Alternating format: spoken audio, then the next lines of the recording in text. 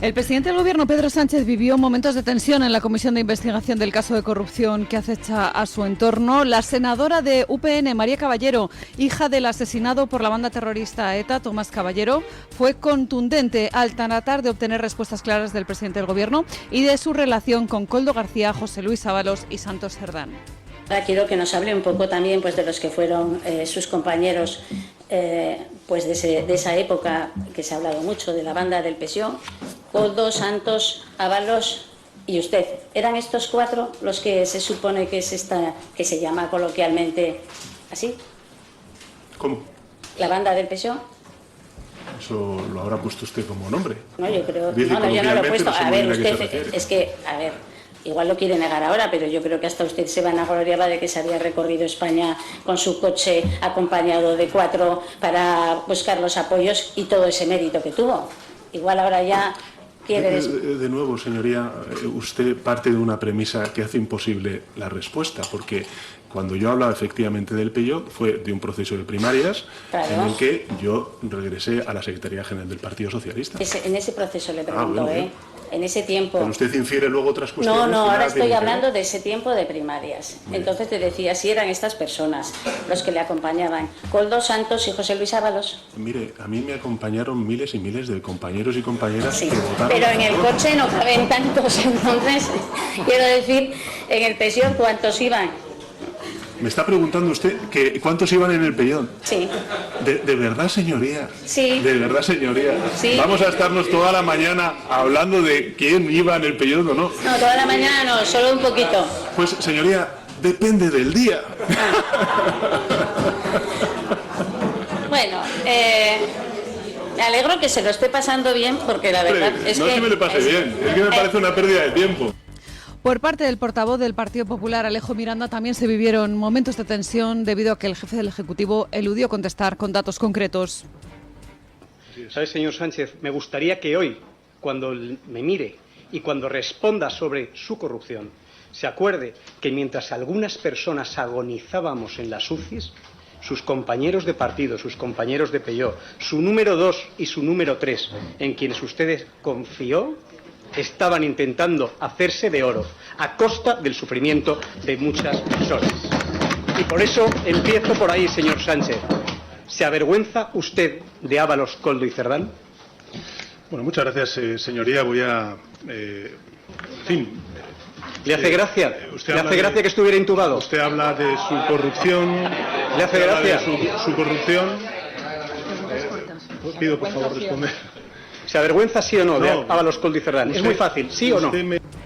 En un tono incisivo, el senador del Partido Popular reprochó reiteradamente a Pedro Sánchez que no respondiera a sus preguntas, para concluir acusándole de carecer de estar relacionado con la verdad y estar directamente salpicado por la corrupción. En todo aquello donde se le preguntaba a Sánchez por cosas que han hecho otros, por ejemplo, ¿Leire Díaz trabajaba para el PSOE? Que yo sepa, no me consta. Los no me constan, no lo sé, no recuerdo, no tengo información. Pues a lo largo de la comparecencia fueron, los ha contado OK Diario, 52. Pero claro, hay preguntas donde a Sánchez se le pregunta por cosas donde forzosamente sabe la respuesta. ¿Se avergüenza usted de Koldo y Ábalos? Ahí la pregunta no se refiere a nadie, a ningún tercero, se refiere al propio Sánchez. ¿Qué siente usted? Y entonces en esos casos a lo que recurría Sánchez, ya hemos visto algún otro ejemplo en el bloque anterior, era a salirse por la tangente. Pero quizá lo más repugnante de la comparecencia de Pedro Sánchez fue el verle reírse. Estamos hablando de la trama de corrupción, parece que mayor de nuestra democracia. Bueno, va a estar ahí compitiendo con la de los ERES, pero se trata de un desfalco de cientos de millones de euros si empezamos a sumar las concesiones de obra pública, las compras de material sanitario, las operaciones inmobiliarias, el fraude de los hidrocarburos, ahí salen cientos de millones de euros de todos los españoles, y que se han agenciado toda una serie de golfos vinculados de forma directa o indirecta con el Partido Socialista. Pero además hay otra cosa aún más lamentable, y es que buena parte de esa corrupción se desarrolló mientras en España moría la gente a decenas de miles. Ese senador del PP le contaba su propia experiencia personal. Él estuvo en la UCI al borde de la muerte, y mientras ese senador del PP estaba en la UCI al borde de la muerte, los del PSOE estaban robando como cerdos en los suministros de mascarillas. Pues a Pedro Sánchez todo eso le hace mucha gracia. A Pedro Sánchez parece que le provoca hilaridad el ver que golfos vinculados al Partido Socialista han robado cientos de millones de euros, muchos de ellos mientras la gente moría asfixiada en las residencias o en los hospitales o en la soledad de sus casas. A Pedro Sánchez todo eso le da mucha risa. ¿Ha servido para algo la comparecencia de Pedro Sánchez? Bueno, les hemos preguntado eso en la encuesta de hoy. Yo creo que ha servido para alguna cosa, por ejemplo, para visualizar cómo los socios de Sánchez avalan la corrupción, cómo se han abrazado a Sánchez en ese camino de perdición de la mano de la corrupción que, hombre, con un poco de suerte, roguemos por ello, llevará al Partido Socialista hacia la irrelevancia y la extraparlamentarización en un futuro no demasiado lejano. El Partido Socialista es una máquina de robar, sus socios se han atado a esa máquina de robar y compartirán futuro. Y ha servido también para ver la falta de respeto de Sánchez por las instituciones, en particular en este caso por el Senado, y la falta de respeto a todos los españoles, con esas risas en las contestaciones. Bueno, ayer se produjo una noticia que en realidad tampoco es tan noticia, que es que los militantes de Junts pues avalaron lo que dice el líder de Junts, que es Puigdemont, que es fingir que rompen con Pedro Sánchez. Escuchen. La militancia de Junts per Catalunya ha respaldado con una abrumadora mayoría, con un 87% de los votos, la decisión de romper con el PSOE y dejar de apoyarlo en el Congreso. La consulta interna realizada de forma telemática registró una participación del 66% y se planteó como respuesta a los reiterados incumplimientos del acuerdo de investidura que habían firmado con el Partido Socialista. Sin embargo, la ruptura ya estaba decidida por Carles Puigdemont en Perpiñán, y esto no pone en riesgo la continuidad del gobierno de Pedro Sánchez, ya que Junts ha descartado apoyar una moción de censura o forzar elecciones anticipadas. Eso sí, el partido de Puigdemont dice ahora que se coloca en la oposición y que no respaldará los próximos presupuestos generales del Estado. Bueno, ¿y qué virtualidad tiene todo esto? ¿De qué sirve que Puigdemont diga que rompe con Sánchez? ¿De qué sirve que los militantes de Junts avalen la supuesta ruptura de Puigdemont con Sánchez? Pues, hombre, no de mucho. Más que nada porque todos sabemos que continuarán intentando mercadear, mercachiflear, traficar con sus votos a cambio de ciertas cosas. Y la prueba es pues que ninguno de ellos renuncia a la pasta que Sánchez les da. La mujer de Puigdemont seguirá cobrando sus 6.000 eurillos por su programa de radio dependiente de la Diputación de Barcelona que nadie escucha. Y todos los empotrados por Junts en distintos organismos del Estado cobrando una pasta, incluyendo el Consejo de Radio Televisión Española, pues ahí seguirán cobrando una pasta sin irse, porque, hombre, romper es una cosa, pero ya romper es algo muy serio. Y por supuesto, renunciar a un euro, vamos, todavía no se conoce el caso de un separatista en España que haya renunciado nunca a un euro público, a un euro de sus conciudadanos españoles para defender sus ideas. Con lo cual, pues la ruptura no es tal ruptura, no es tanta ruptura. Ahora, hay ciertas cosas que sí que cambian con esto. Por ejemplo, pues no habrá presupuestos del Estado, ya definitivamente. Con lo cual nos encontramos con un gobierno que de aquí a 2027 pues va a seguir sin aprobar presupuestos. Eso, por supuesto, nos coloca en una posición ante Europa donde, si en Europa hubiera la más mínima intención de quitarnos el problema Sánchez de en medio, pues hombre, así se las ponían a Felipe II. Europa podría haber actuado contra Sánchez hace muchísimo tiempo. Lo que pasa es que Sánchez pues es útil para ese proyecto europeo encarnado en el PP y el PSOE europeos. Sánchez es útil para esa señora sobre la que pesan sospechas graves de corrupción, que se llama Ursula von der Leyen. Sánchez es útil para tantos proyectos ideológicos de imposición de toda la basura progre. Con lo cual, pues yo no sé si hará uso Europa de este hecho, del hecho de que Sánchez ya no va a poder aprobar presupuestos hasta 2027. ¿Otras cosas va a poder aprobar? Pues la verdad es que pocas. Supongo yo que si plantea mañana un proyecto de ley, un Real Decreto Ley para decir vamos a regalarle a Puigdemont 3 millones de euros, pues los de Puigdemont votarán a favor. Pero dejando aparte las dádivas directas, pues Sánchez ya no va a poder aprobar ni un Real Decreto Ley, porque se acaba de situar Junts en la oposición, con lo cual vamos a estar con gobierno zombie hasta 2027. Y digo hasta 2027 porque no creo que Sánchez se vaya antes, salvo que la justicia mueva ficha. Claro que la justicia podría mover ficha, pero no creo que lo vayan a hacer.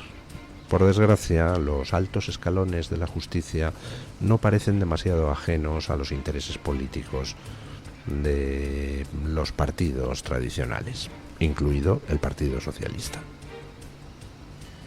Aquí seguimos esperando a ver si alguien se digna a investigar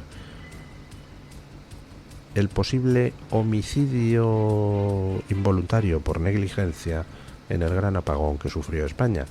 Siguen pasando los días y aquí parece que se debe de haber atascado esto en algún juzgado, ¿no? Bueno, mientras tanto, la situación económica en España empieza a mostrar signos preocupantes. Por ejemplo, las exportaciones, que están cayendo en picado. Y no se puede achacar a los aranceles de Trump, porque las exportaciones de España caen 3 veces más rápido que la media de la Unión Europea. Escuchen. Las exportaciones españolas han caído más de un 9% en el mes de agosto, el peor dato del año y 3 veces superior al descenso medio de la Unión Europea, que es de 2,8% según los datos de la Secretaría de Estado de Comercio. Esta caída, como les comentamos, coincide con la entrada en vigor de nuevos aranceles por parte de Estados Unidos, aunque el impacto ha sido mucho menor en otros países europeos. El frenazo exportador ya afecta al crecimiento económico. El Instituto Nacional de Estadística confirma una ralentización del Producto Interior Bruto en el tercer trimestre, que crece solo un 0,6%. Por tanto, España muestra una mayor vulnerabilidad en el comercio exterior frente a sus socios europeos, con caídas también en las ventas a la Unión Europea y a China. Para que se hagan una idea, en lo que va de año, las exportaciones apenas suben un 0,3% frente al 2,1% de la media comunitaria. ¿Recuerdan ustedes cuando Trump ha amenazado específicamente a España porque Sánchez se niega a asumir el incremento del gasto militar que han acordado todos los miembros de la OTAN? Y dijo Trump que quizá habría que poner aranceles a España. Entonces salieron los enterados de turno.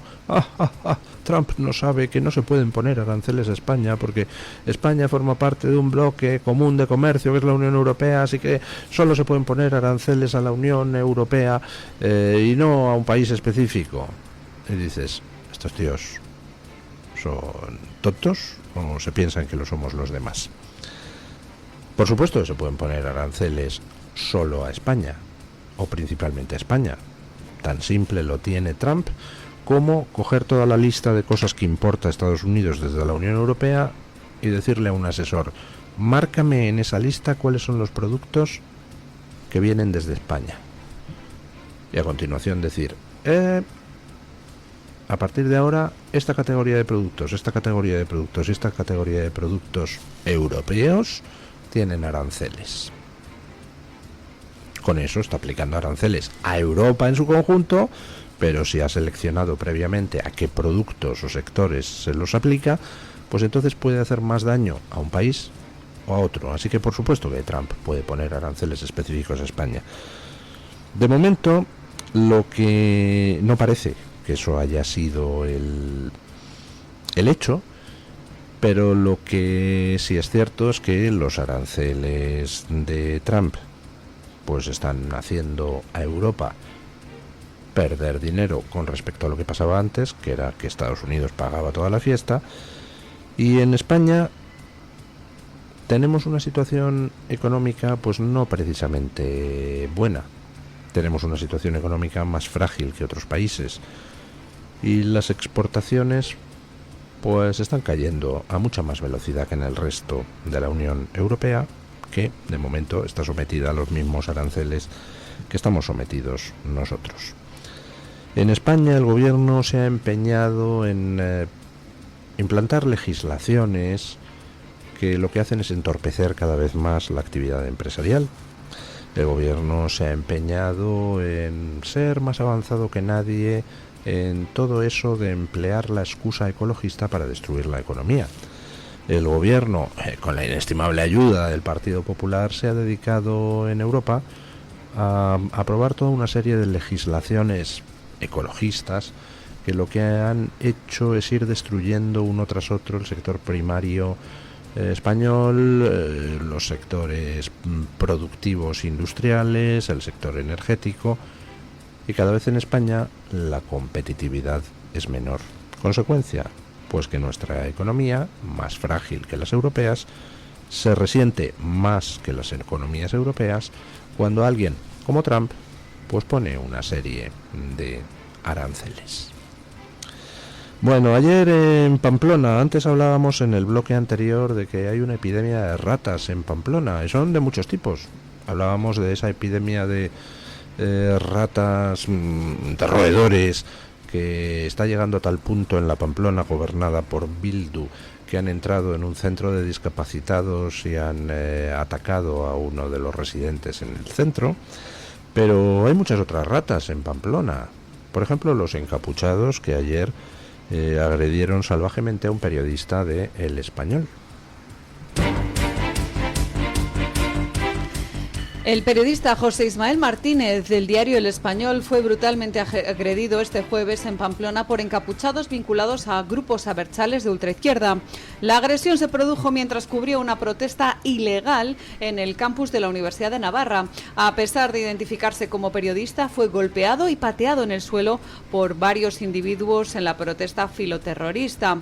El periodista posteriormente fue atendido en un hospital tras ser evacuado en ambulancia. La Policía Nacional además ha dado cuenta de 4 agentes heridos y 3 detenidos durante estos disturbios. España es ese lugar donde ciertas violencias se permiten.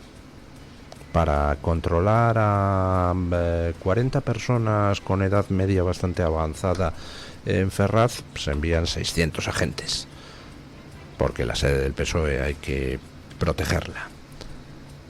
Para evitar que encapuchados agredan a periodistas o para evitar que 4 mataos interrumpan la vuelta a España, resulta que para eso no hay efectivos policiales. Para establecer cordones de seguridad amplísimos alrededor de Sánchez, con el fin de que nadie le diga a Sánchez lo que opina de él.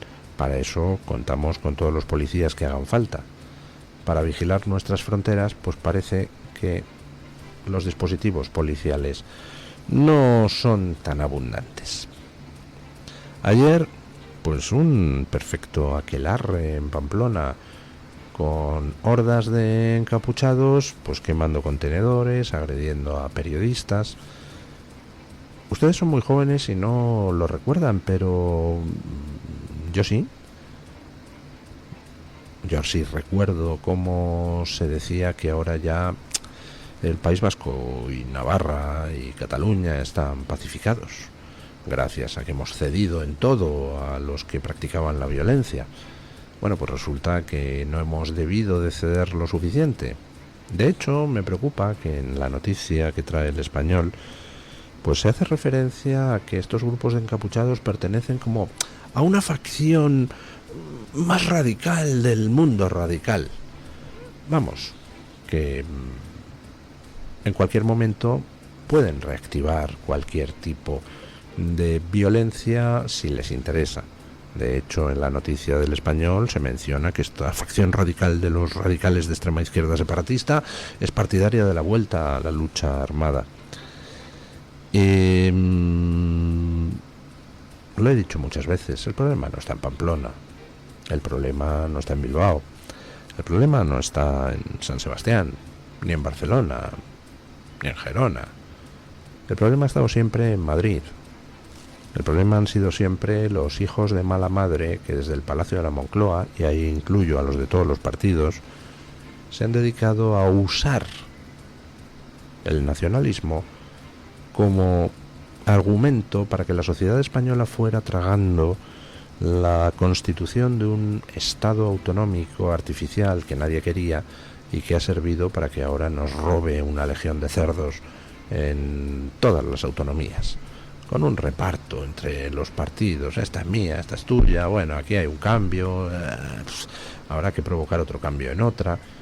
Y al final, poquito a poquito, entre un partido nacional y otro partido nacional, eso sí, siempre la vanguardia ha sido el Partido Socialista, pues han ido centrifugando España para garantizar, primero, la desaparición de la nación y su fagocitación por esas estructuras europeas carentes de cualquier tipo de control democrático, y en segundo lugar, pues la constitución de toda una casta parasitaria que vive de multiplicar los organismos para todas las competencias, y además vive de hacer que sea imposible que en España tengamos los españoles los mismos derechos. Son los dos partidos tradicionales los que han estado desde Madrid alimentando, fomentando, utilizando el separatismo, incluyendo la violencia separatista, para dotar de justificación, de contenido a ese estado de las autonomías que, como hemos visto, al final para lo que sirve es para que bomberos en Salamanca, que están a 15 kilómetros del frente de fuego, no puedan intervenir para parar el fuego, porque es que eso es Cáceres. Tócate las narices.